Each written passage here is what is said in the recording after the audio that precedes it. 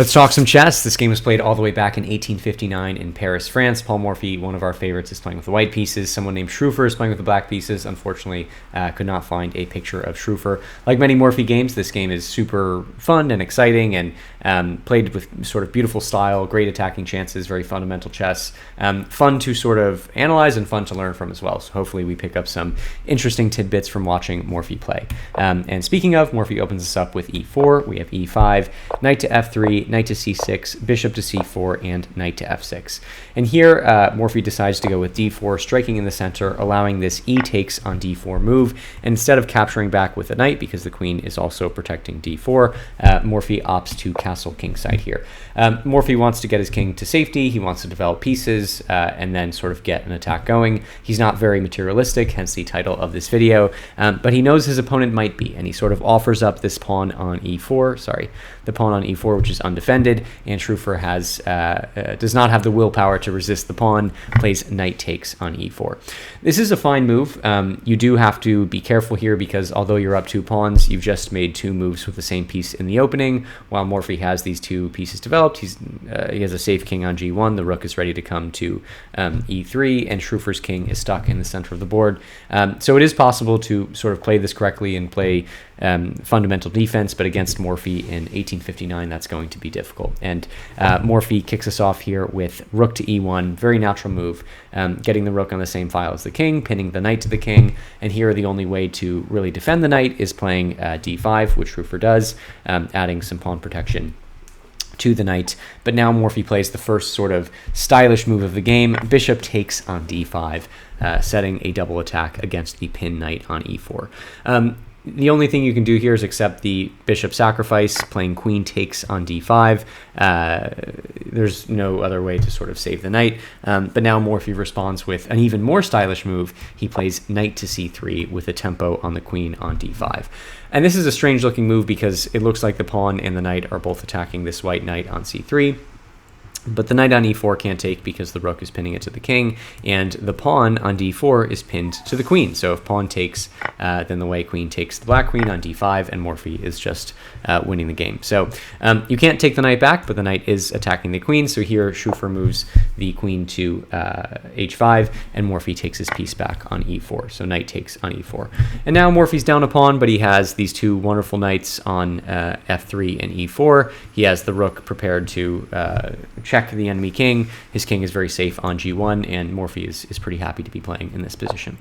We have bishop to e6 by Schrufer, blocking up the e-file, preparing potentially to castle queenside, and now Morphy plays knight e to g5, connecting these 2 knights wonderfully, opening up the rook, pinning the bishop on e6. Now you have a double attack going against the bishop, and here Schrufer goes for bishop to b4, attacking the rook on e1. Probably here Schrufer hopes for something like c3, which wouldn't work because after the pawns take, Morphy would never do this, but after the pawns take, then the bishop forks the 2 rooks, and maybe that was sort of Schrufer's idea. But Morphy really just goes for it here and plays the first sort of move to get his attack going in earnest. So see if you can pause for a moment and find Morphy's move while I give you a couple of seconds. Okay, so Morphy here plays rook takes on e6 with check. He gives up the exchange. He sees his rook is attacked on e1, and he just gives it up, or not gives it up, but captures the bishop on e6. This comes with check. The engine here actually prefers knight takes on e6. Then the best move here for, sorry, I was looking at something else. The best thing here for Schrufer is to play f takes on e6 and rook takes on e6 with check, and then the king sort of has to run away. Maybe Morphy was thinking about some bishop takes on e1, not really sure. That wouldn't work, but in any case, Morphy goes the direct route, plays rook to e6. That comes immediately with check, and now after f takes on e6, knight takes on e6. And now this is a candidate for one of the most powerful knights we've seen in chess history. This knight is taking away the d8 and f8 squares, which prevents the king from castling on either side of the board. The knight is also threatening 2 different very powerful forks. It's threatening the c7 pawn, which would fork the rook and the king, and it's threatening the g7 pawn, which would constitute a royal fork of the queen and the king. So this knight is super important, super threatening, and here to sort of escape the wrath of this knight, you need to play king to d7, which not only attacks the knight, but it protects the c7 pawn. It breaks the idea of a fork on g7 and also prepares to potentially castle kingside artificially. But here, Schrufer brings the queen back into the defense of the king, plays queen to f7, attacking the knight and defending these two pawns, but this allows Morphy to bring his other knight up the board and play knight f to g5, connecting these two knights wonderfully. So knight defends knight, but knight also attacks queen on f7. So queen to e7 now, moving the queen to safety, and now queen to e2 for Morphy, lining up this queen with the enemy queen and king. We have bishop to d6, getting the bishop back in defense of the king, and now knight takes on g7 with check. And this is a pretty strange looking move. It looks like you're opening up your queen on e2, but of course you can't take because your king is in check. But it looks like maybe the queen can take the knight on g7, but the queen is pinned by the white queen to the king. The queen on e2 is pinning the queen on e7 to the king, so you can't capture the knight. So here Schrufer plays king to d7. The better move here is king to d8, because king to d7 allows queen to g4 with check, and now you've just sort of given Morphy a tempo to get his queen to a better square on the board. And now after king to d8, Morphy plays sort of a wonderful idea here, knight to f7 with check. This is awesome because the king has nowhere to go. The queen is cutting off this diagonal. The knight, this knight is checking the king. This knight is taking away the e8 square. So you're forced to accept the sacrifice here. Queen takes knight on f7. So Morphy did just sacrifice a knight, but that sacrifice achieved two things. It vacated the g5 square, and it also moved the queen away from e7. So now the bishop can be developed to g5 with check. Now that there's no knight on g5, and once again the king has nowhere to go. The queen and bishop are slicing this way, the knight still taking away the e8 square, so Schrufer is forced to block with the bishop on e7. But now the second knight comes into the game. The knights are surely the MVPs of this game. Knight to e6 with check.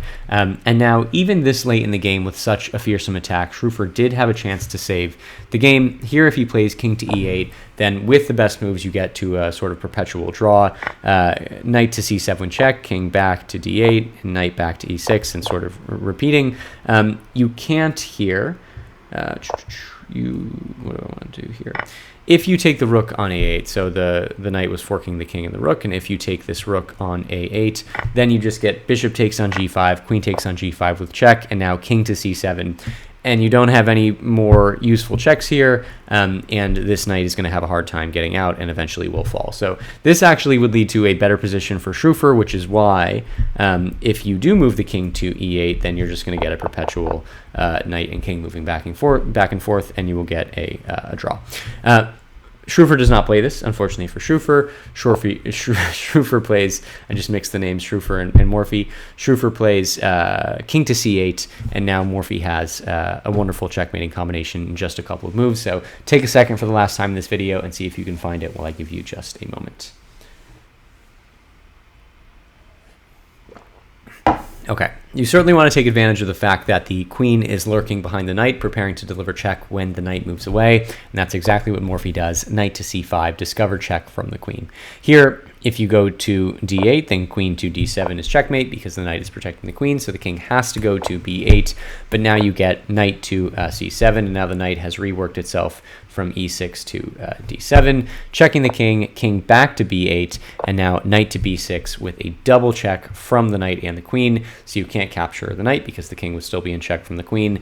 Once again, king to d8 doesn't work because of checkmate, so king back to b8, but now the wonderful finishing touch here, queen to c8 with check. The king cannot take the queen because the knight is protecting it, so rook takes on c8, and now this king is super protected. It has 2 rooks and 3 pawns, and it should be good to go, but of course it's not because Morphy very daintily plays knight to d7, and this is checkmate. A wonderful smothered mate. The king has nowhere to go. All these squares are locked away, and kind of looks like the epilogue mate where the queen would be on b6 checking the king, but instead just a classic smothered mating picture. So as always, a great game from Morphy, stunning attack, really exciting sacrifices, and in the end, a really artistic, beautiful mating picture for us to enjoy nearly 200 years later. So that's what's really cool about chess. It sort of speaks to you throughout history, and